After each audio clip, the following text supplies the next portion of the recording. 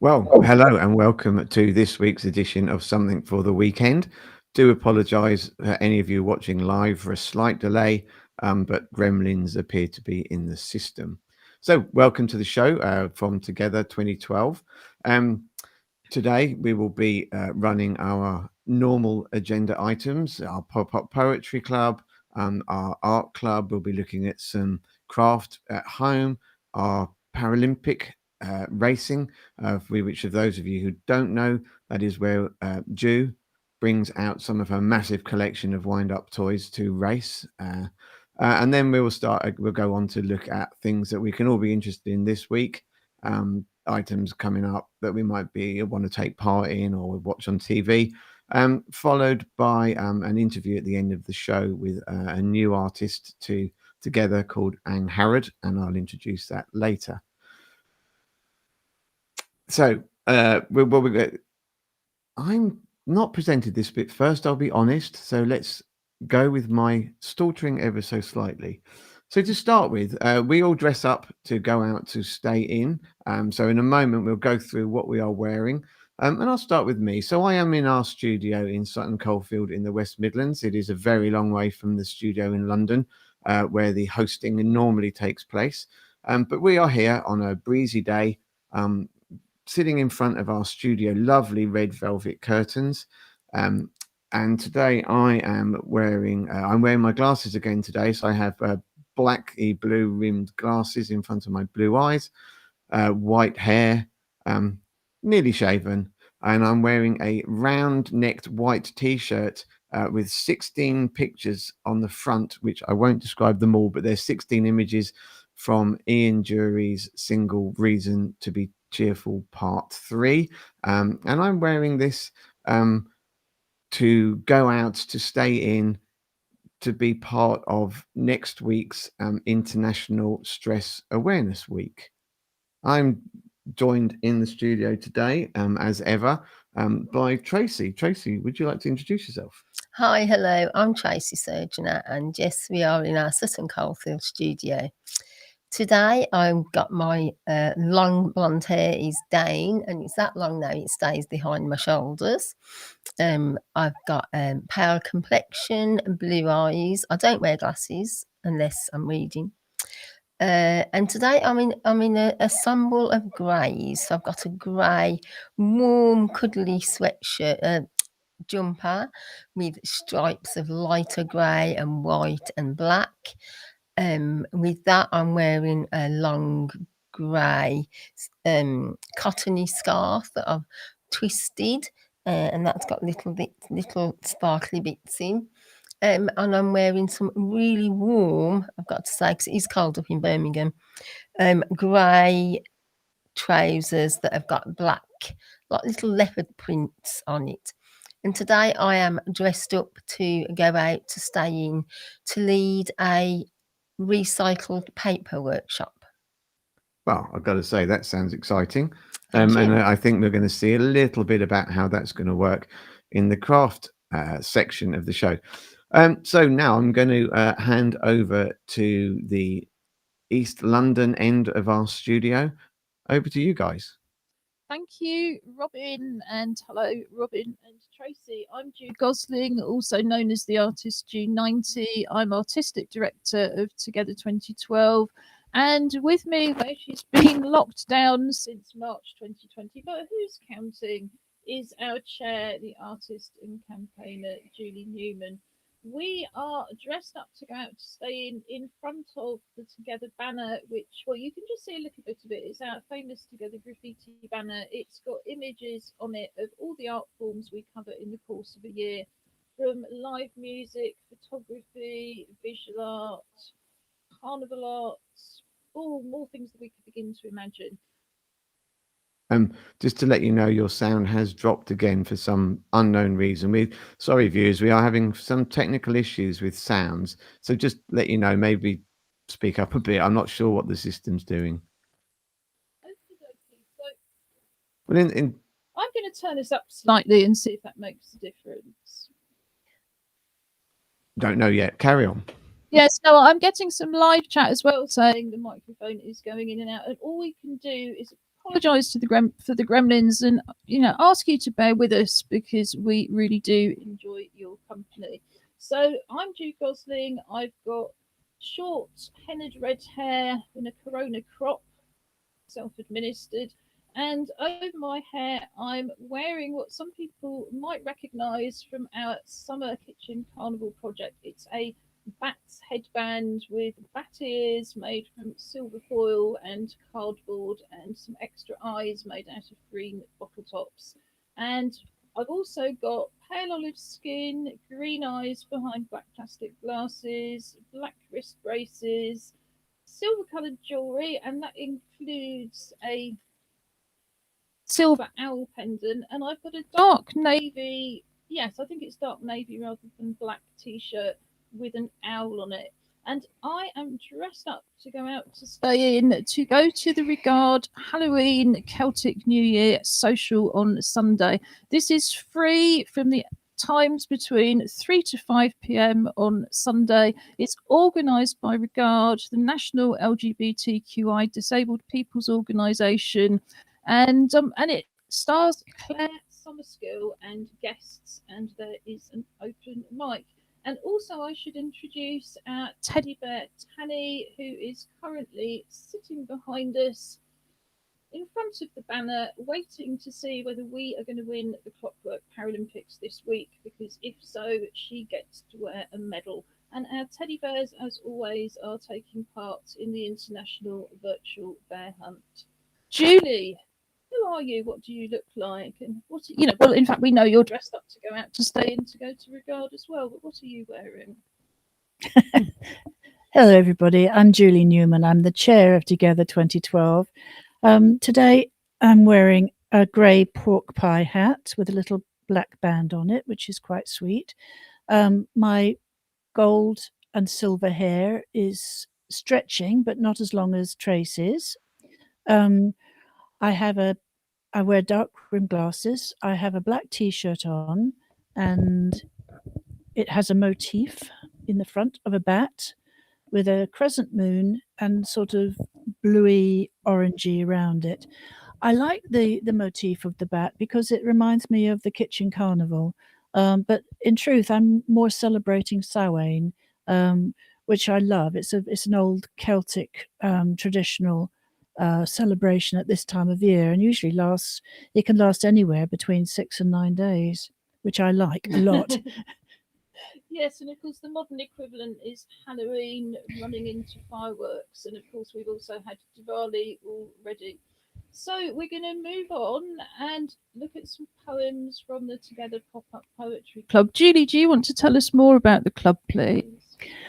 Yes, every week the club is run on the telephone, and we've got a system set up so that we call you, so you don't have to pay the cost of the call, and it's set up on a old-fashioned conference call, sort of traditional sort of way of doing things.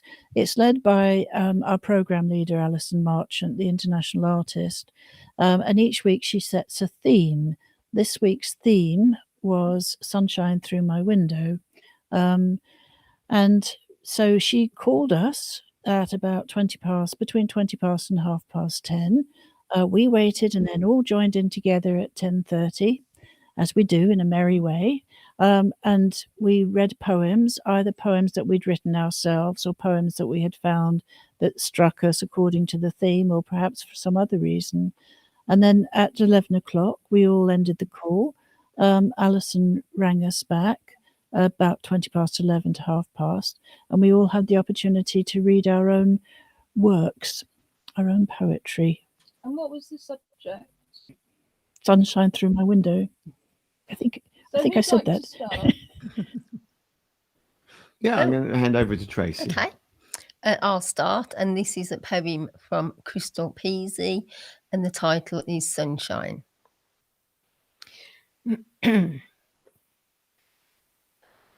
Sun shines through the window. You can see the shadows through the window, and when it's sunny, daffodils come out. I like the sunshine very much, although when I go out, the sun shines on my eyes, and I close my eyes, and the sun shines like a diamond.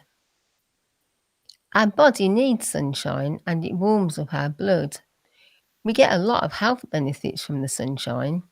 You can also get skin damage from the sunshine if you're not wearing sunscreen for protection. Thank you, Tracy. Shall I go next with one from here as well? And then we'll move. One from Julie next. Okay, this is by Alison Marchant, and it's called It's called Scribble. It's called Sunlight Through a Window. Light streams through the window to my side.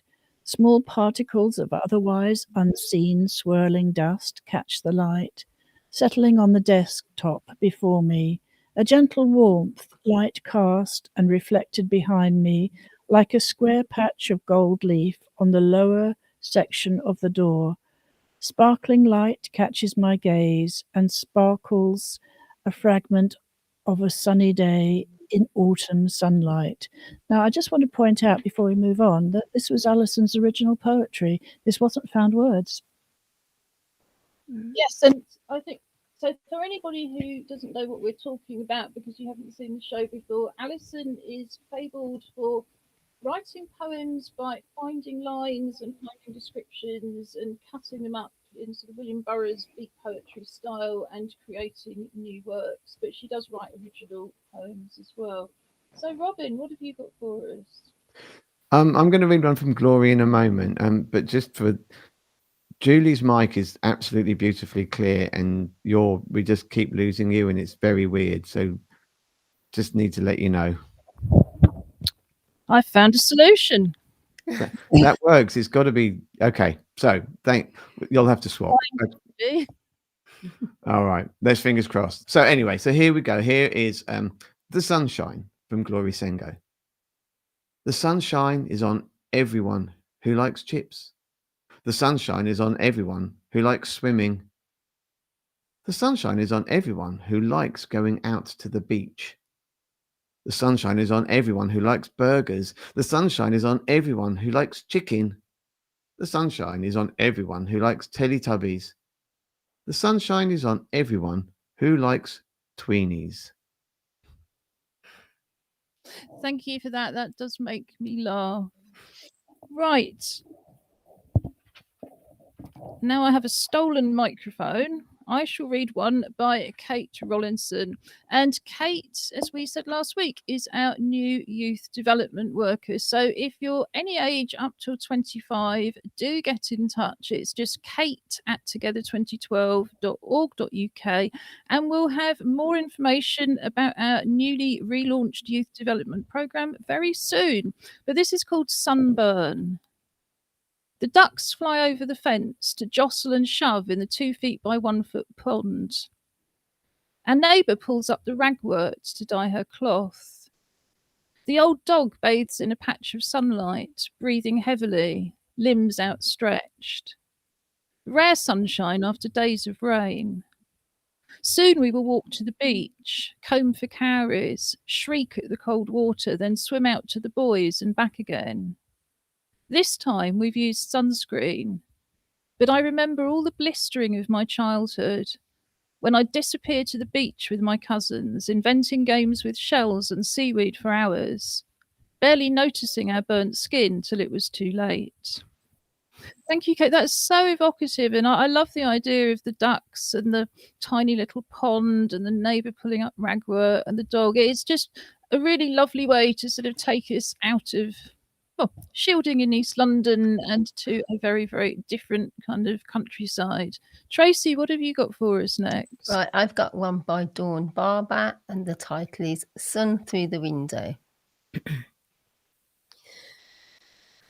Hello, sun. You are here again, shining on my window. The light looks so beautiful. You're healing my heart and soul. I love you. I love you, sun. I feel you on my whole body, from my feet right up my body to my head. You light up my world. I hope you will stay for a while to make me smile. Thank you, Dawn. You often make me smile. And I love the way that with dawn, the inanimate objects and forces of nature become characters, and they become characters in the poem in their own right. It's not just the humans. Julie, did you have your poem to share with us? Haha, I have the microphone. This is called Sunlight Through the Window. Excuse me. Soft, gentle early dawn lightens the sky. Red streaks become orange and yellow, sharp against the blues and purples with the rising sun. Light written large in the window brings sunlight through the glass. Dawn fades and the day moves on.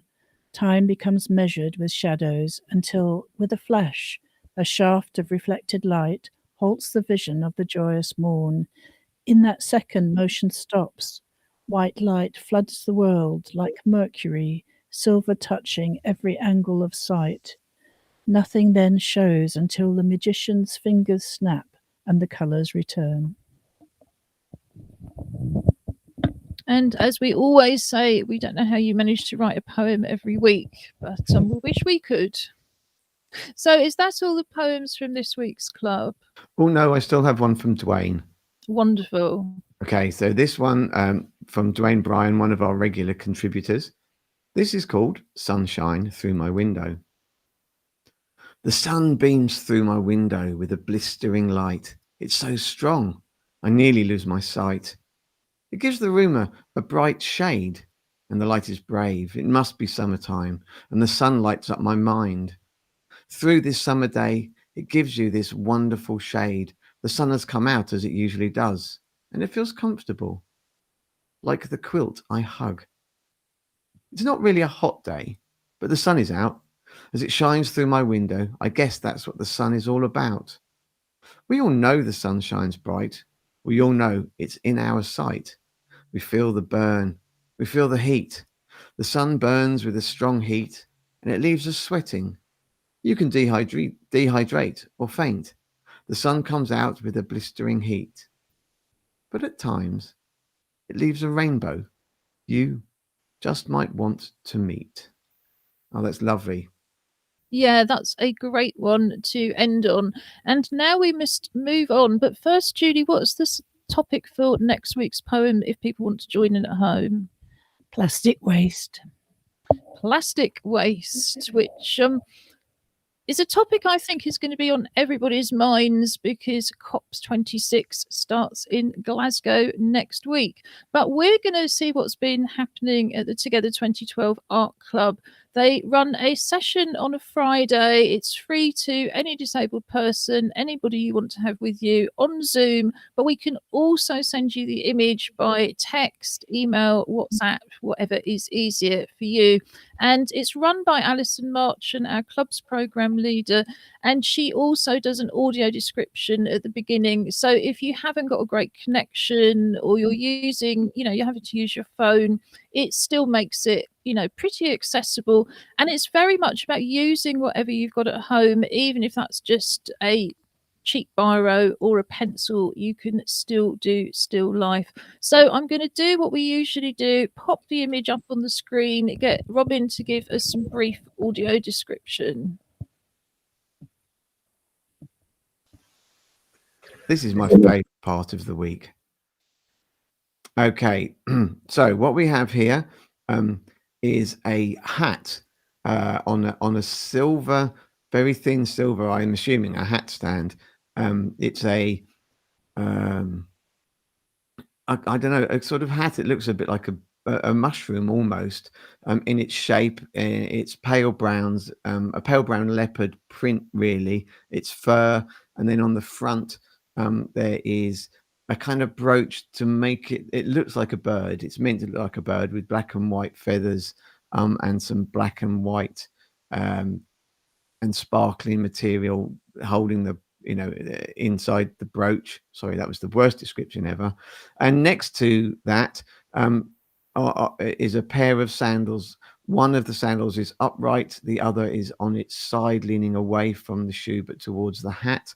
They are a deep red leather sandal, but interestingly, the sole inside has a very similar leopard print to the hat, so it kind of makes a great ensemble picture. Thank you for that, Robin. And now we're going to look at some of the people, some of the entries from the art club from this week. So this is a beautiful coloured pencil drawing, and this is by Lee Brooker. And yes, I mean, Lee's really kind of shown it as it is, and hasn't had time to put the leopard skin insoles in, but otherwise it's a very faithful representation.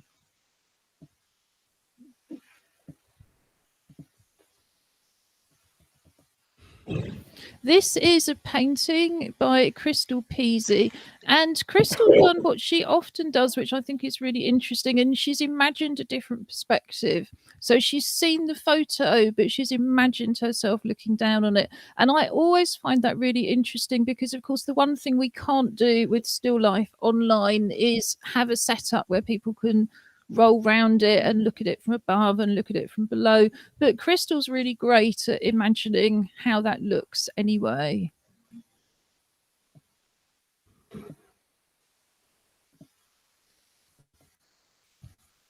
And this one is by Kate Rollison, who's, as I said, is our new youth development worker. She's obviously very, very good at drawing, and I'm not entirely sure what she's used, but I think it might be a combination of pastels and coloured pencils. And what she's done is she's had the sort of hat fall back a bit in the background and really made the shoes stand out in the foreground. And again, it's just a different way of looking at it. And one of the great things about the still life is that everybody's got a different perspective.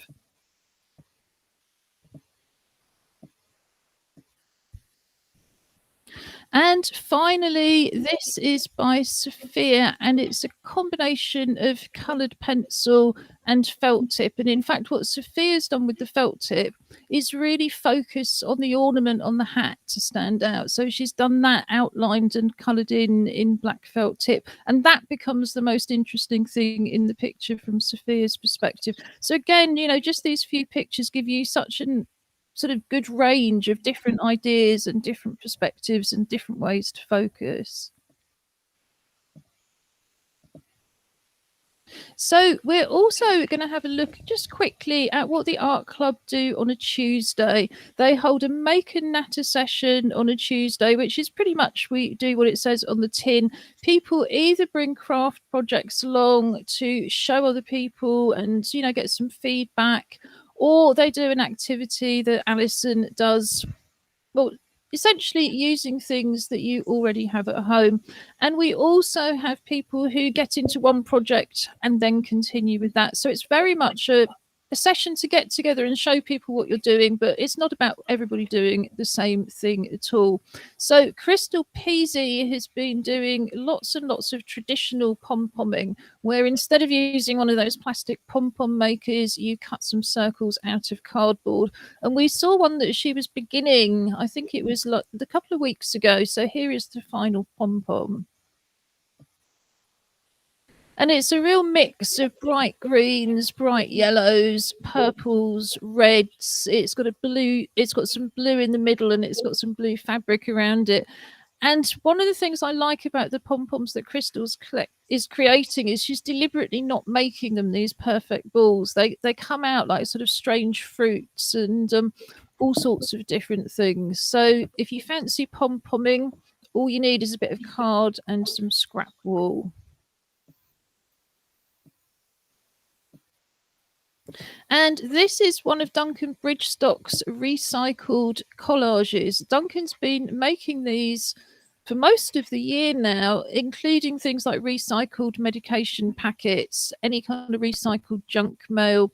This is on yellow card with different sizes of black circles and L-shaped. I think it's cut out of something that was purple with white print. We've actually got a whole online exhibition coming up in 2 weeks' time of Duncan's. It's called Because I Felt Like It. That's the title of the exhibition. And it's about 50 of these collages. So look out for news of that next week.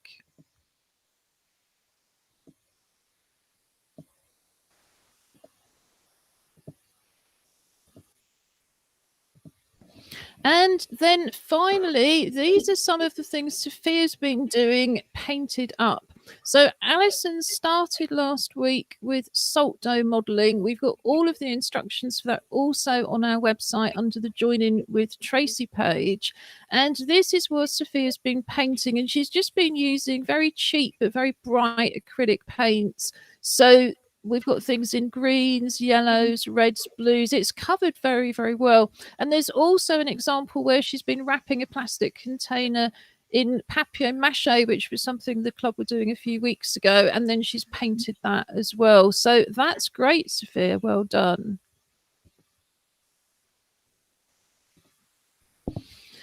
And now I think it's time that we moved on for some more crafts, especially for viewers at home. And we're going to join in with Tracy. We are, and this week I stuck with the paper theme. Got an excess of paper in our house. So for this week, I've just taken a couple of magazines, glue stick, pair of scissors, and as you can see, I've started cutting the magazine into strips of paper. So this is something we have done in the past, but I fancy doing it again. This is sort of like an easy way of doing a craft called quilling, which is where you roll some very, very thin pieces of paper into circles and then make them into different shapes. So basically, I've just got myself a whole collection. I've got the smaller shapes are from the inside coloured pages of the magazine, and then the ones that are more white are from the pages with the writing on. And I've also made another of those paper straws that I've been using over the last few weeks. This is a little outline of what I wanted to do. I think you might be able to tell it's some sort of animal.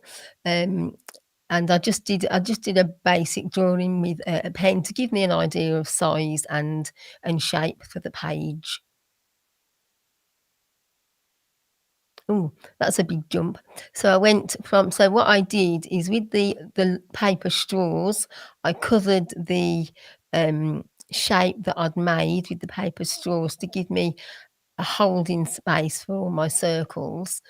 And this is me filling the middle of my shape with the coloured circles. And so now I can give it away. It's supposed to be an owl. And what I've done is I haven't rolled the circles very tightly because I wanted to let them open a little bit to create their own space and their own shape. So this is my owl as it stands with its two little feet. I've left the wings. I created the wings by just bending the paper back, and I've left them without filling them because I thought that was more just give the picture a little bit more. And then I've created the trunk of the tree that my owl is sitting on, and again I've let those papers unravel quite a bit. What I didn't mention is to get them to stick to the paper, I used you can use point stick or PVA glue. I used the glue. I found it was easier to just pick up my circle and dip it into the glue and then stick it onto the page. Yeah, I was quite impressed with the outcome of that. Yeah, I love it. I mean, I think it's a really sensible way to do quilling is actually to do a huge roll and then just chop it up with the scissors. I'm not sure whether we should tell Alison that or not. Well, actually, Ju, I hadn't done it that way. I'd done all my strips and then rolled them individually. But now you've mentioned that, I might try that. Oh, you see, I saw the Yeah. roll at the beginning and then saw the smaller ones and saw the scissors and just assumed. No, each strip. May not stay a circle. Yeah, you just roll it to make a circle. I thought it looked very vintage, probably because of the colour of the paper that you used. It gave it quite a vintage look, but it had a very painterly aspect to it, I thought. I think what it Thank does. you. Sorry, I also think, and actually seeing it on the picture gives it a different depth as well. But it gives it that. Obviously, it is three-dimensional because there is depth of it. But actually, the different shades and the different colours kind of actually you can imagine it being an owl, if that rather than it being a picture of an owl. Yeah, so I think it's that the paper almost becomes the feathers, doesn't it? Hmm. Oh, it's Not beautiful. sure I think that's how the you can see it. yeah, we can, and even better now. But when you think about it, feathers are not necessarily even, and they ruffle in the wind and so on. And yeah, I think the texture is just what really brings it to life. So another very simple but brilliantly effective craft from Tracy. So now it is time for the Clockwork Paralympics, and it's 99 days exactly. Well, depending on how you count time zones, till Winter Olympics start in Beijing, and of course, then followed by the Winter Paralympics. So we are back with our Winter Paralympians, the Clockwork Snowmen, but they're still in the bathroom, or should I say, the aquatic centre. To play the Clockwork Paralympics from home and to give your teddy bear the chance of wearing a medal, all you've got to do is say, am I supporting the toy on the right or the left side of the screen before it starts? So, Robin, introduce your hopeful medal bearer. Well, competing on behalf of Birmingham 2022 this week is Melassa Bear. I've just called him such because that's what this week he reminds. His deep brown colour makes me think of lovely molasses in a jar, all sticky and yummy. I'll be a bit quiet about that now. And yeah, he's a probably a sort of 15-20 centimeter tall brown TY Teddy. Funnily enough, I hope they're still not doing it, but I believe there was a bear pit in Germany in the sort of 20s and 30s that was a big tourist attraction, and you paid to give the bear molasses, and then they licked it all up and got covered in it. Oh. I don't imagine they had much teeth by the time they were old. So our Teddy again is Tanny. Tanny will allow a substitute when we finally win another medal, but Tanny hasn't been wearing a medal for some weeks now. Tanny is a lovely, soft, honey-coloured bear with a red sports headband, red and white trainers, and a blue sports top, and fortunately has her own medal as well. So Tanny is quite hopeful. But do you want the right side or the left side of the screen, Robin? And then I'll hand over to you for some commentary. Today we're going to take the left-hand side of the screen.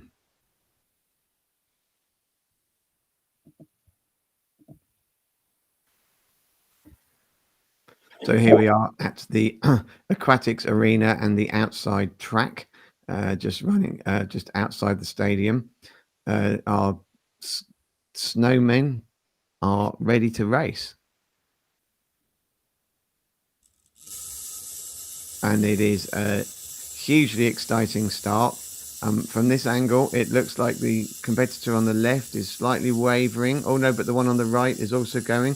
At the moment, I can't actually tell from here. Oh, it would appear that despite doing our best to not win, London haven't, and Birmingham 2022 have again stopped victory at the last moment. Poor Tanny. We are deeply apologetic. Oh, and our medals are all tied together now. So it must be hell to live in a household where you've just got dozens and dozens and dozens of medals. We've just got the one gold plastic one still hanging in the corner. Well, here we go. We're going for the rectangular medal this week. I mean, we do have plenty, but we keep them. They're not all out. We're not quite so immodest as to leave medals lying around the house everywhere. But this is a nice rectangular gold medal from the West Midlands Swimming Championship 2013. So it must have been mine. Fair enough. Well, at least you know whose medals are whose, and you're not constantly stealing the teenagers for the teddy bears. So we are now at the point where we recommend suggestions and things to do at home in the week ahead. It might be online, it might be offline, it might be on TV, but we've, as always, managed to find a whole range of activities you can do without leaving your home. I'm going to give away a secret here for the sake of Robin, because I felt increasingly sorry for him. If you simply Google free events online next week, you get an entire kind of selection come right up, and I just have to pick from them. If you click on the Eventbrite link that comes up, you do then need to just check free again, and it's all there waiting for you. But Robin does it the hard way usually. So why don't you start with one of your hard-earned recommendations? Okay. This one looks quite exciting. It's called Seasick, which sounds less exciting. But it's a new piece of work. It's on tomorrow afternoon at 3:00 at the. So that's Friday. Yeah, sorry. Yes, I must apologise for that. It's on Friday, the 29th of October at 3 p.m. It's being performed live at the Belgrade Theatre in Coventry, but is being promoted is online simultaneously. And it's a new piece of work combining music and poetry by two disabled women from the West Midlands, and it's about it brings together poetry and songs of the sea. And I thought Ju and the love of shanty, that there will be this great combination, and it's all about kind of where it's a very mental health awareness. A lot of this stuff this week is about how we feel in ourselves, and it's about those moments that you have in life when you haven't quite woken up but you're not asleep anymore, and it's kind of exploring that moment in time but from a disabled person's point of view. Yeah, that sounds absolutely unmissable. Julie, would you like the microphone to recommend one? Thank you, Ju. Bearing in mind the coming up of the Beijing Winter Olympics and Paralympics, I've picked up a little brief Sorry, let me start this again. I found in a standard art magazine a description of the choreographed piece from France by Sadik Waf, of the people in wheelchairs who use their arms and their hands to create a choreographed piece anticipating Paris 2024. It's on YouTube. It's freely available. It's so beautiful that I thought, although we've been through the Tokyo Olympics, it's well worth looking at again. Yes, I think for anybody who was able to sit through the whole handover ceremony, it was part of the handover ceremony, and it was just a wonderful, wonderful example of how wheelchair users can take part in really meaningful ways in big ceremonies. I mean, the other way that we would say they can meaningfully take part is, making patterns with your wheelchairs rather than sort of being static and using your arms, because not everybody's got that upper body strength. But our associate, some dance company, Folk in Motion, is somebody's just saying, Kate Rollison is saying, I love the sound of Seasick. So and there it is coming up on the screen, although for some reason that doesn't appear to be moving around properly. So I'm just going to hide that again. But yes, our associate wheelchair dance company, Folk in Motion, also includes people being pushed. So we know that there's ways that people can participate, like I say, making really meaningful choreography and looking beautiful. I think I'll always be disappointed that the London 2012 Paralympics had less than 4% disabled people performing, and they had people on bikes and people on skates, because you just think, we're on wheels too. So yeah, I would really recommend that on YouTube. But what I'm going to recommend is a sing-along to live music from the 60s and 70s with Paul. this may appeal to people of a certain age, but actually the music of the 60s and 70s often appeals to everybody.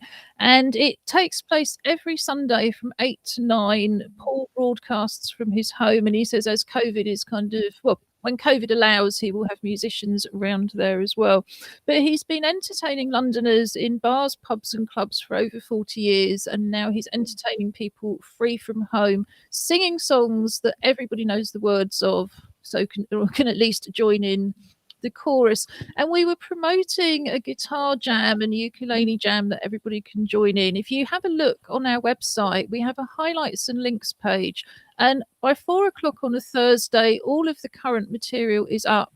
Not just the poems, the artwork, and so on, and photographs of things like the still life for you to join in from home, but all of the recommendations and all of the links. So we'll have the sing-along link there, but if you scroll down to the previous week's shows, if you play an instrument, you'll also find the guitar and ukulele jam. But I thought you don't have to play anything or do anything to do this. You just want to enjoy opening up your lungs, having a bit of a sing, and feeling a bit social without actually having to socialise. Tracy, what have you got for us? Well, by the time I've finished on the Regard open mic and the sing-along thing on Sunday, I don't think I'll have any energy left for anything else. Right, so I've got today for you, it's a health and happiness workshop, because next week being, International Stress Awareness. International Stress Awareness. I'm so stressed. So it's something that's going to happen on a Monday evening. It's not a one-off. It's going to happen on a Monday evening at 7 o'clock, starting on the 1st of November, and then it'll be every other Monday. It's a free workshop. It's being run by The Art of Living. And the idea is for you to go on and learn about meditation, breathing exercises, and just to develop some techniques for yourself to be able to deal with those instances of feeling a bit low, feeling a bit down. I think that's a really, really important one, just to keep ourselves energized. And it's one that I'm definitely going to be looking at and hoping to take part in. Brilliant. Julie, what have you got for us next? I found to my joy that Autumn Watch, which is on now, has a BBC. I was just about to say has its own website. It's a BBC website, and it's got live cameras and it's got all sorts of feeds. It's predominantly from Suffolk this year, although it has I think Scotland and Ireland, Northern Ireland is part of it as well. But it's beautiful. It's got so much wonderful resource in terms of wildlife, and also the time of the year. Autumn is a wonderful time. It's a very exciting time. So I really do recommend it. And Autumn Watch is a BBC Two show, isn't it? So it's on, I think it's on weekday evenings at 8 o'clock on BBC Two. So if you don't have access to the website, then watch out for the TV shows. I'm going to recommend something on Monday from 5 to 6. And this isn't really just for young people. It's for anybody of any age who's interested in getting into a career in publishing. And the publishers Hatchet, or rather the UK branch, are organising this series of talks called Opening the Book, which is all about aimed at people who want a career in publishing. So this is particularly relevant to artists because it's people interested in design careers, and there's a whole range of them, more than you might think. So it includes tips and insights and a live Q&A, and that's 5 to 6 p.m. on Monday the 1st. Robin, what have you got for us next? I've got one. It's called On the Shoulders of Carly. I think we talk often about documenting what we do, and this is a really good example of why documentation matters. Carly Theatre celebrated its 30th year in June, and they held a symposium to celebrate it. And Carly Theatre, its whole kind of basic start point was giving South Asian women writers a voice. It offers unique opportunities, not solely, but kind of quite pointed towards South Asian women writers. And they what they did was they hold this symposium, but they then they've created a film of the symposium, and which is available online. And I just think I haven't watched it all, but there's some fantastic kind of ideas and voices in there about how important it is, and people's women's experience of gaining the opportunity to write for theatre. So I think and I think it works across the board, in the sense of, if you're a would-be writer, it works anyway, but it kind of really highlights that there are opportunities for people from communities who might otherwise feel that they would be excluded. Yeah, that sounds great. I mean, the next one I want to recommend is, well, it's after Black History Month, but as we say, with LGBT History Month and Disability History Month, which is coming up next month, it's not just about the month, it's about 52 weeks of the year. And this is a series of public lectures organised by the Paul Mellon Centre that start next Thursday and then continue every Thursday up to and including the 9th of December. And they're from 6:30 to 8, and it's Black British artists and political activism.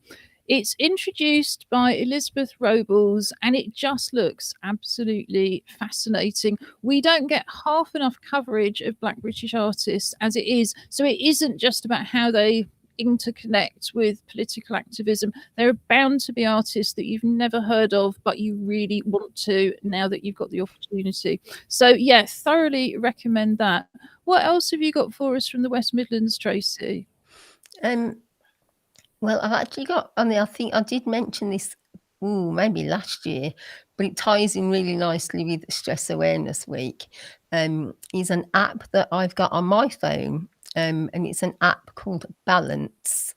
It's available on Android and iPhones. It's a free app for the first year, and they do actually remind you a couple of weeks before your year is up, so that you can cancel or continue to carry on. If you carry on, there's a charge. But I've just found this app really, really useful. We both use it, actually. We use it every night to get off to sleep, because neither of us sleep well.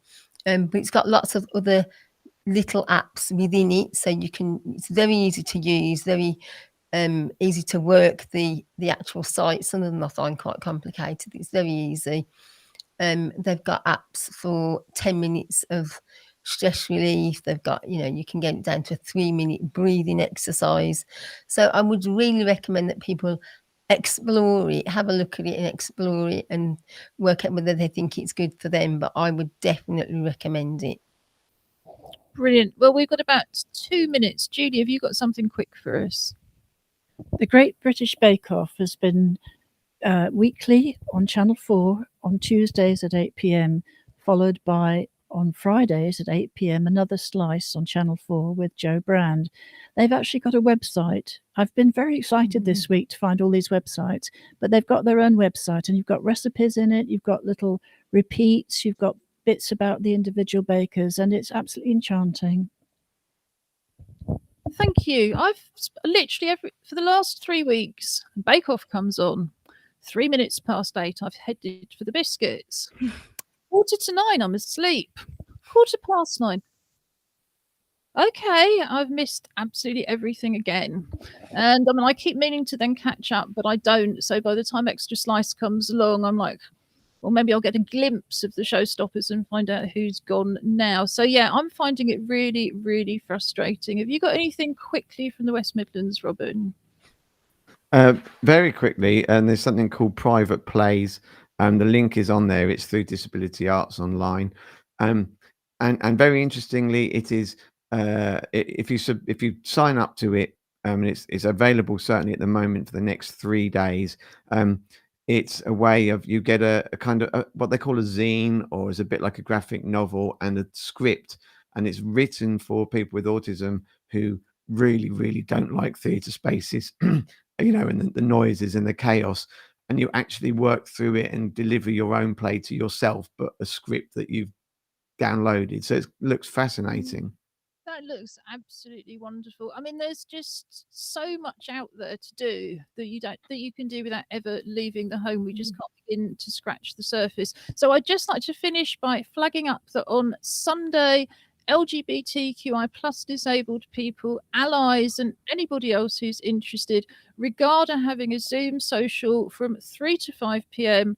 Come in fancy dress. There are prizes, including the pets, and there's open mic, and the lead performer is Claire Summerskill. And then next Thursday, we have our usual monthly Zoom together. Again, that's open mic. Just contact us for the details. I'm going to put the link up for Regard, but if you drop a line to secretary@regard.org.uk, they will send you the link. And if you want to join in Zoom together, it's info@together2012.org.uk, or just go to the highlights and links page. But otherwise, it's goodbye from East London, and we'll hand over to the West Midlands to introduce the final item. Okay, so it is going to be goodbye from us. But before the show closes, we have a great interview and song from, as I said at the beginning, a new artist to us known as Ang Harrod. Today I am talking with Ang Harrod, all the way down in Swansea, which apparently today is a little breezy. Just a tad. Introduce yourself, please. I'm Ang Harrod. I'm a musician. I'm a neurodiverse, chronically ill musician, and I try to make songs about things that I haven't heard songs about before. That must be a bit tough sometimes. I don't know. I think it comes slightly naturally in that if I am feeling an emotion and I want a soundtrack to that emotion, if I know I can find it, I'll go listen to another artist's music, them talking about it. And if I can't find it, I'll be, well, I have to express this myself in some other way, and that turns into the music.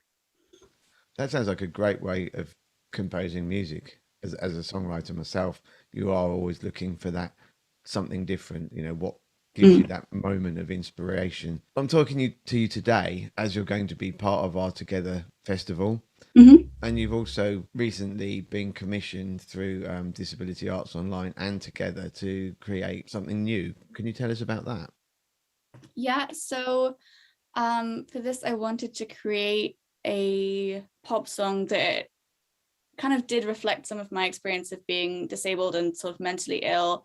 I had actually composed the chorus, just the lyrics to the chorus, in the past when I was in a kind of depressive episode, but I didn't really know what to do with it or how I wanted to kind of frame these emotions. And being in a kind of more clear-headed space and having like the opportunity to apply for the commission, I kind of came back to it and I was like, okay, I want to kind of reframe this. I want to articulate this as not only my problem, but sort of everyone else's problem. So it's kind of a song about I need support, and if I had support I could do all this other stuff,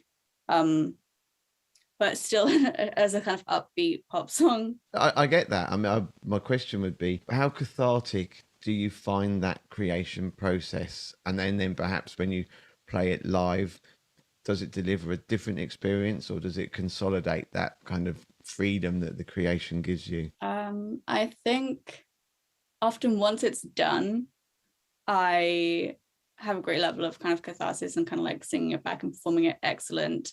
The moment of creation is both kind of frustrating and cathartic, because I'll get halfway through and I'll be like, this is going excellent. And part of me just wants to kind of revel in the fact that it's half done, and I'll listen over and over to the bit that I've done and be like, no, I have to finish this emotion. It has to be finished off. So it's this kind of like push-pull of creation where you actually like the finished product, is going to feel so good. So you just like focus on the bit that feels finished. And so that's my struggle in the creative process. No, I think it's really important. Lots of our viewers are creatives, and sometimes it can come across that, oh, these people produce these amazing pieces of work. How do they do it? And it's really good for other people to understand that it doesn't just happen. It's a real, sometimes you have to have a real work ethic to create that piece of work. So continuing on the theme of like your creation, what element comes first? Do you start with lyrics? Do you start with music? Or does it all, how does it work for you? Oh, I personally always start with lyrics. Like I have quite a lot of the lyrics down before I tend to push for a tune. When I was earlier in my songwriting like career and I wasn't as kind of confident or good, I used to basically write lyrics to other songs. So I would like steal other people's rhythms basically and write lyrics as if they were to someone else's tune. And then I would put that lyric away for like a few weeks and come back to it until I'd kind of forgotten what I based it on. And then I could come up with a tune for it that was new and different. And I think that has evolved into my current process, which is like always lyrics first. I mean, it's an absolutely valid process. So what instruments do you play? I play guitar and I play enough keyboard that I can put input on my MIDI keyboard and then edit around my mistakes. But yeah, my primary instrument is my guitar. And obviously your voice. Yes.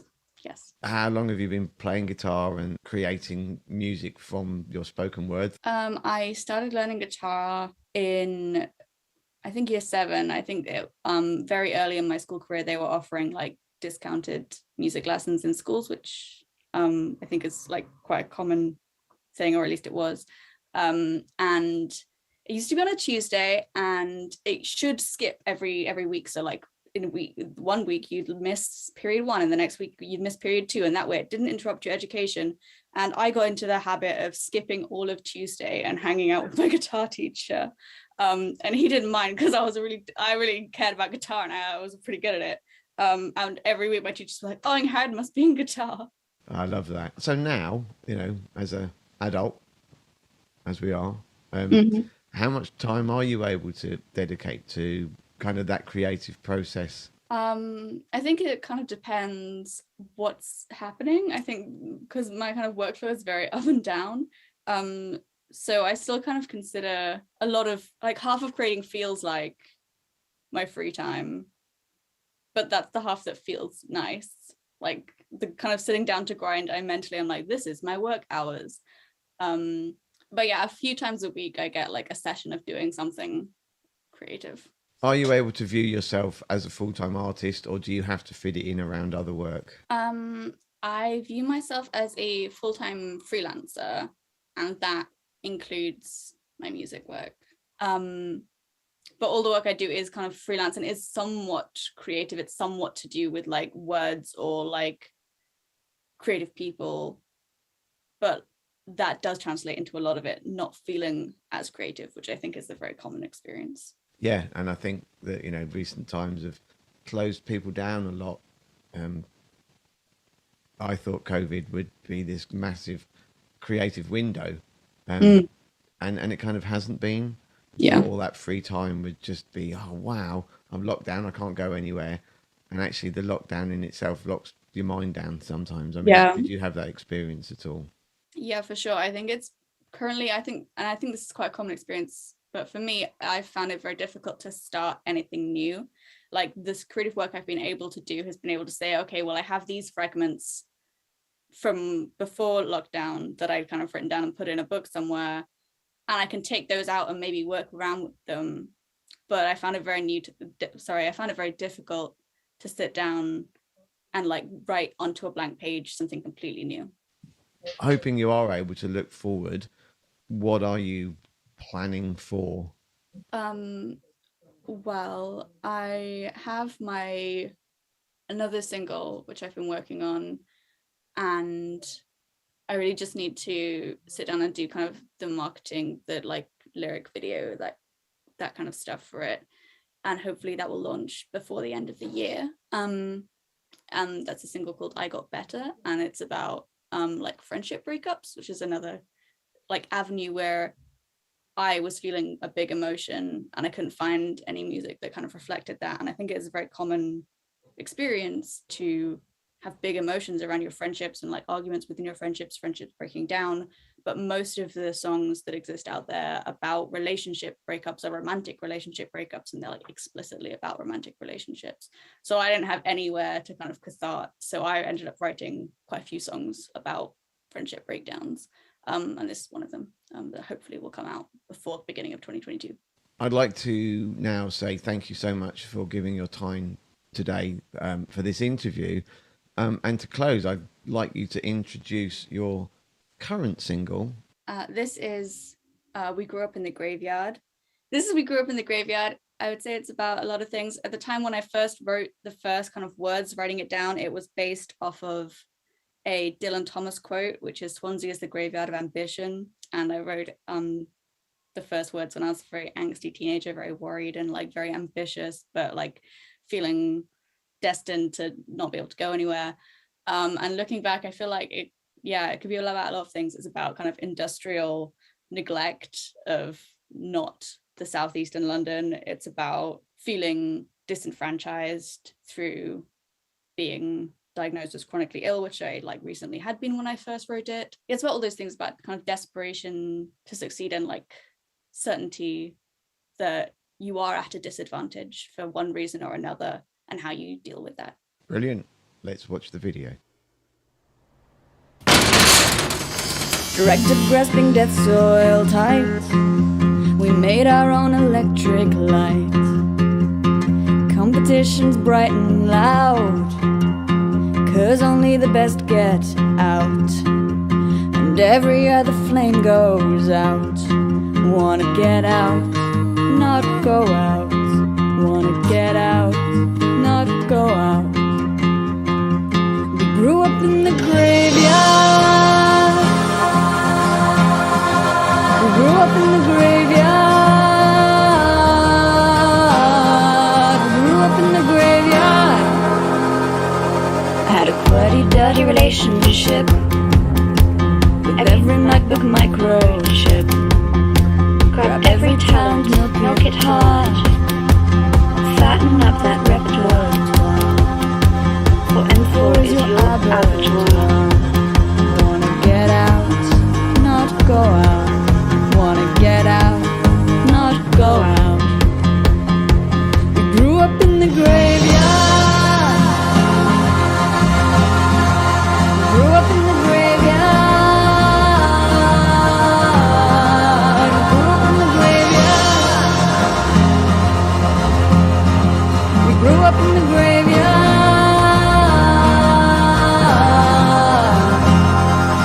Oh, we're scared to go back home in case the living disappear and leave us all alone where we were dragged up grasping death's soil tight.